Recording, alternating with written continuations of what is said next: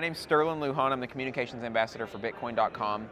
I literally travel the world internationally and do public speeches at cryptocurrency conference, libertarian, and anarchist events. I work with Roger directly, who is Roger Ver. Most people know him as the CEO of Bitcoin.com. So I do a lot of Roger does a lot of talks on Bitcoin Cash. That's our company mission. We promote more economic freedom for the world. I do a lot of my talks on crypto anarchism. So I try to bring us back to the roots of where this technology came from. And I try to remind people that what we're inevitably attempting to do is use this technology to free as many people as possible from the clutches of state evil. And that is the ultimate goal of cryptocurrency, and it has been since the very beginning. You know, Eric Hughes was one of the early cypherpunks who, these guys emerged in the late 90s, really as the internet was just gaining popularity in San Francisco and Silicon Valley. And in his like 10-paragraph manifesto, a cypherpunk's manifesto, he predicted the emergence of electronic money. Now, some versions of that were sort of already being worked on, but they weren't fully developed and fleshed out like Bitcoin was a decade later. So that's where my focus is, on the cypherpunks and sort of the historiosity of our movement. And that's what I always talk about, and that's what I focus on, scholarly wise. Okay, so you're going as far as the cyberpunk days. I mean, yeah, you sound like an OG. How did you find your way into Bitcoin? Sure. So in 2009, and this is when Bitcoin came out. This doesn't have anything to do with Bitcoin yet, but you'll see. Okay. In 2009, I was deeply enmeshed in the rave scene out in West Texas. This is clubbing, dancing, using MDMA, etc. Things you do at raves. Yeah, that's right. That's right. So in 2009, because I got so involved in the rave scene, I actually was arrested for possession of MDMA and cocaine, about 500 pills of MDMA and 27 grams of cocaine. So it was an entrepreneurial endeavor. Slightly above average. Yeah, not just your regular possession charge. Just slightly above average. So how does this relate to cryptocurrency? I'm glad you asked. So I got arrested for possession of MDMA and cocaine, and during that time, I remember being shamed a lot by my family, being told that I had really messed up and that this was a bad thing and that I may have not been a bad guy according to my family, but I need to obey the law at every step of the way. So this caused me to have an epiphany or an insight, and this insight was, I don't believe that I did anything wrong. Why do I need to feel like I did something wrong? I just traded a chemical in a market environment, kind of like at this conference they traded me this beer, which is a chemical compound that is actually pretty bad for you, just as bad as some of these illegal drugs on the market. So I started studying libertarian philosophy, anarcho-capitalist philosophy, and I learned that as long as we appreciate the non-aggression principle, as long as we can interact with each other on a contractual and mutual basis, then anything goes, essentially, in a market environment. It's not considered immoral. Of course, getting involved in these networks, reading the books, Murray Rothbard's For a New Liberty, Larkin Rose's The Most Dangerous Superstition, I inevitably started hanging out in forums and groups of anarchists, and of course I came into contact with people talking about cryptocurrency and Bitcoin. And as soon as I found people talking about it, I dove more into it to try to understand what they were getting at with this free money. And I came into contact with the crypto anarchist movement. And I realized that the crypto anarchists, especially Timothy May, had fused the anarcho-capitalist and voluntarist ideas with the digital economy. That's the whole notion of crypto anarchism. They brought these ideas together in order to provide people with more sovereignty, more autonomy. The enablement of freedom. That's right. From the shackles of what? Government. That's right, government, central planners, sure, etc. So I got thoroughly enmeshed, and this was around 2013 when I first discovered Bitcoin, and I started writing about it. I have Facebook posts still saved to this day where I talked about Bitcoin as early as 2013. But, there's a big but here, I didn't put my money where my mouth was until about 2015. And by the way, during this time I was also on probation, going through a lot of trauma, dealing with a lot of issues, trying to find my way, right? And trying to decide what I'm gonna do with my life, because now I'm essentially a felon. It's gonna be difficult for me to find a job. I actually got fired from my job at Walmart because they conducted a random background check on me. And all I had at that point was having to go to school to bide my time, basically.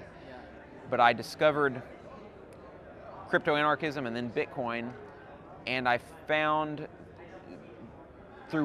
basically through working on the internet on a Facebook page called The Art of Not Being Governed, I was fully immersed in meme warfare, talking about anti-statism, etc. And a guy I worked with, his name was Jamie Redmond, and Jamie knew Roger Ver from a previous conference, voluntarist or anarchist conference.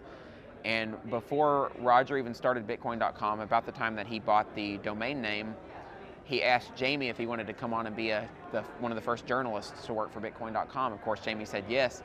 And then he approached me and said, hey, Sterlin, we're going to need journalists, man. I've seen your writing, I've seen your work. You're obviously impassioned about this stuff. Would you like to come on and help us? It's going to be huge. I was like, is it really going to be huge? Sure, I'll come on though. Why not? Yeah. Best decision of my life. Started working for Bitcoin.com part-time as a crypto journalist, and worked for 2 years as a journalist from 2015 to 2017, late 2017 actually, so almost 3 years. Yeah. And then I got invited to speak at a conference for all of my writing, and plus I was producing libertarian, anarchist material. And when I went and spoke, everything just kind of snowballed from there. People really liked what I had to say, talking about crypto anarchists, talking about psychological anarchism. We can get that to some more in a minute. But that all coalesced, and I eventually asked Roger, and we had a personal meeting. I think it was we had breakfast together one time, and I said, I want to do more for Bitcoin.com. I love writing, but I think that my talents move beyond just writing. And he basically said, what do you want your title to be? I said, what about communications director, communications ambassador, Bitcoin.com? He said, okay, you're on. And from there forward, I've been traveling the world, speaking all over the place. I've been to Colombia, I've been to Brazil, I've been to Mongolia, I've been to almost everywhere in Europe. I've been to multiple states, multiple cities. So literally have traveled the world and have spoken my message from my personal experiences, from what I've come to learn about the technological aspects of cryptocurrency, all the way from the basic functioning of Bitcoin to smart contracts on Ethereum. I've learned about it all, and I've really been excited to speak in all domains on a lot of different topics at different kinds. Some people just want me to do like introductory topics on Bitcoin, so I can do a technical discussion if they want me to, but I generally really revel in doing the anarchist discussion. I like talking about my past from an experiential perspective, because I find that people really relate to it. As a matter of fact, when I spoke earlier, one of the first things that I mentioned was some of my MDMA experiences of taking MDMA and it allowing me to augment my own personality and to change the trajectory of my life. Sure, so, sure, yeah. That's my whole story of getting into this space. Supposedly. Right, Supposedly. right. Swim, someone who isn't me, right, has experience. Exactly. I've heard it's quite a good time. Right, right. So I'm curious, and maybe I already know the answer to this, so the question would be, what message would you have for people that are in governments that are completely hold so much power against them, hold so much power correlated with their economy and with their livelihood? Like look at places like Venezuela. I mean, you went to Colombia. These disintermediate places that are very held together and rather also apart by the government. I mean, what message would you have for these people? Don't give up. I would say that governments are always on a path toward dissolution. They're always on a path toward failure. It may not even happen in a person's lifetime, but one thing that we can do, especially in the modern era, is we can leverage technologies like cryptocurrency to help unfetter us from having to deal with those tyrannical governments. It's true that they can come after you, and I'm not saying that people should not be prudent in what they do. They shouldn't do something that's going to... Well, surely people need to be governed to some degree, right? Or do you think that bound without governance, period, people will act accordingly to whatever moral standards and morality that we have left? Sure, no, I'm glad.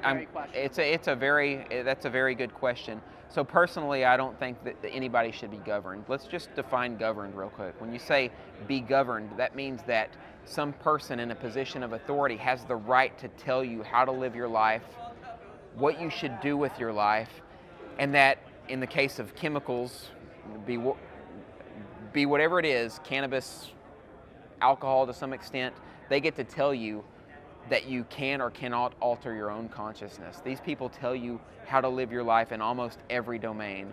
So being governed is basically having somebody lord over you, somebody rule over you and tell you how to live. And that to me is at odds with the sovereignty of the human being, with our will to live and be as we see fit, so long as we don't aggress against other people, so long as we don't harm other people. But governments have taken it beyond the harm principle, and now they arbitrarily claim that some things are legal and some things are illegal. So I think that it's really up to the individual to discover happiness through whatever means they see fit, so long as they don't harm anybody else. So I think that there can be governance in the cryptocurrency space, what we call governance models, where people can choose between different competing contractually arranged systems that have certain kind of rules that they consensually agree to. What governments lay down is what we call a social contract, but a social contract's not actual contract. I don't sit down with a politician and say, yeah, buddy, I agree with that. If you're born into a territory, you're obliged to obey the dictums in those territories. And that's not a contract, that's a threat of violence. That's a law that you have to live under forever. But hopefully what we're starting to do in the cryptocurrency community, especially with the building of decentralized autonomous organizations, is creating ways for people to create digitized communities that have their own rule sets that we can easily agree to, and that we are allowed, this is the key principle, that we can purposely opt into or opt out of, that where we have a voice or we can exit. And that is so tremendously important for the path that we're on into the future, and that is the crypto anarchist ethos, and I think we should be very proud to follow that ethos. Amazing, man. I couldn't agree more, Sterlin. Now, maybe to just wrap this whole thing all together, I'm curious, from your perspective, you come from quite the journalist background, and you've been traveling around the world, you've been having, I have tons of conversations with people from all ideologies. You know, what would you say is the biggest challenge that blockchain, and rather, you know, maybe even cryptocurrency faces today? Yeah, I think one of the biggest challenges is people don't yet trust, and you talked a little bit about this on the panel you were on, but people don't really trust our ecosystem, right? They don't really trust cryptocurrency. But this is the story of technology. Every time a new technology emerges, its very first phases or first steps in its embryonic stage are tumultuous, and people don't trust it. They think that it's dangerous, or that they think it's never going to succeed. Take, for instance, the car. Andreas Antonopoulos has made examples in his talks about this before. When the automobile, the Model T, made its appearance on the scene, it couldn't really function very well because people were trying to drive it on roads that were built for the horse and buggy, or for narrow roads of cobblestone for people to walk on. So it was very clunky. It didn't work very well. So that's the problem with technology. We literally have 1 foot in the legacy system and 1 foot in the new system. So technology is not really adopted and appreciated until we develop the infrastructure of the new system. So I would just say wait, be patient. We will get there. When the technology is just being created, we have a lot of work to do. We have a lot of innovation at the edges, as Antonopoulos said, that needs to be conducted before it's really functioning in the way that we want to see it function. Yeah, right now is a sort of a dismal time in the cryptocurrency space, but we've had a lot of setbacks, especially because our space has been infiltrated by a lot of hackers, scammers, schemers, and nasty entities who don't really have the transformative vision of the technology at their heart. Instead, they have dollar signs, so they're either trying to create nonsensical products or trying to create some kind of pyramid or Ponzi scheme that doesn't benefit us at all. So that's lowered the vision of our field right now. But I think as time passes, we'll get over that hump. We'll grow into maturity. I couldn't agree more. And I think having these kinds of conversations with, you know, not just people that think alike, but people that have conflicting ideologies, right? And just opening the door for these ideas. You know, that's how we're going to get there. You know, we have to basically reshape the road. You know, it doesn't. The paving of the road to this brand new technology doesn't happen overnight. That's right. And it'll be a. I bet you wish it did. You wouldn't have to travel so much, and you wouldn't be so busy. But. Right. It wouldn't be so rough on me, huh?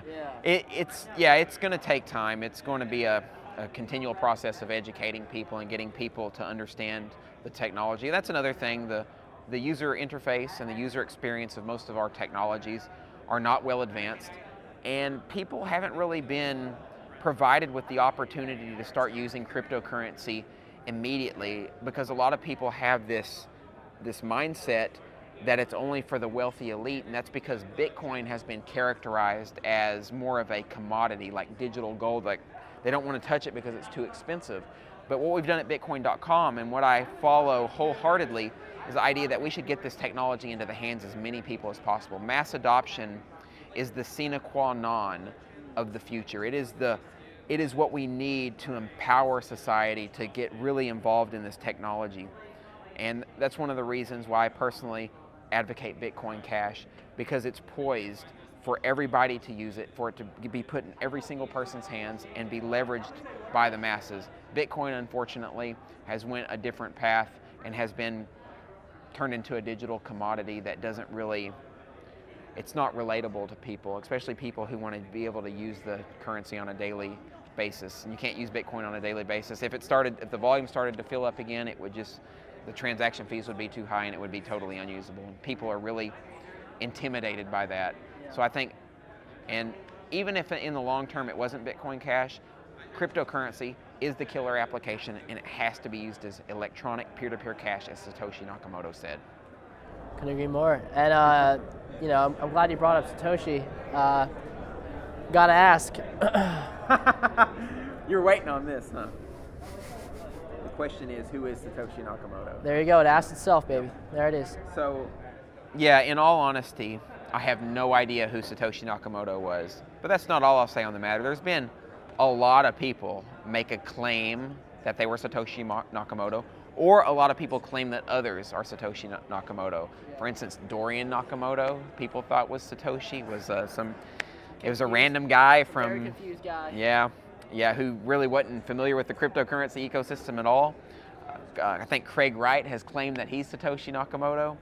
I'm not going to speak to the specifics of any of these individuals, but I will say that I personally don't believe that anybody has provided enough evidence to suggest that they actually are Satoshi Nakamoto. People have hinted at them providing evidence behind the scenes, but that's not enough. In order for us to know who Satoshi Nakamoto is, they need to actually move currency from the wallets that have, I guess, billions of dollars now worth of Bitcoin in order to prove that they're Satoshi Nakamoto. And to my knowledge, nobody's been able to provide that proof. So I have no idea. There's a lot of conspiracy theories. You know, there's also memes and tropes and myths that have grown up around this. Like, a lot of people are saying Satoshi Nakamoto is a woman, which is a possibility. Which I would totally be down and open for. And that's absolutely a possibility. I'm game for that as well. But I don't think we should jump to any kind of conclusion, whether it's an individual, whether it's a group, whether it's male, female, whether it's a space alien. Could be. Whether it's an AI. That's been another theory. Yeah. So yeah, who knows? But I'm kind of glad that people don't know, because the mythos of Satoshi Nakamoto has really infiltrated our whole ecosystem, and it's created a culture that we use to interact and relate to each other, almost in the same way that culture at large people interact with each other and talk about space aliens. Quite literally, in UFO abduction scenarios. It's become a thing in itself. It's fascinating. It's something that Joseph Campbell, the great mythologist, would really revel in. It's its own micro conversation. It's its own ecosystem of whispers, so to speak. That well said. That's absolutely true. So I think that's a cool thing. We'll let the mystery continue. Well, let it go. Let it go on. We'll let it go on, baby. And we'll let the conversation keep going on. And as far as conversations are concerned, man, I think what you're doing is great, personally. Thank you. And these conversations need to be had at a level that is global, at a level that is not just with people that get it, but with people that don't. That's right. That's actually maybe more important. People who don't get it, or who've never been exposed to the ideas. I think that in the information age, where info junkies are being bred up regularly, I think everybody should be exposed to these kind of ideas. It's important. That's what we're trying to do. It's very clear that's what you guys are trying to do. So, with that being said, brother, appreciate the time, man. Thank you. Appreciate your time. Hell yeah. Awesome.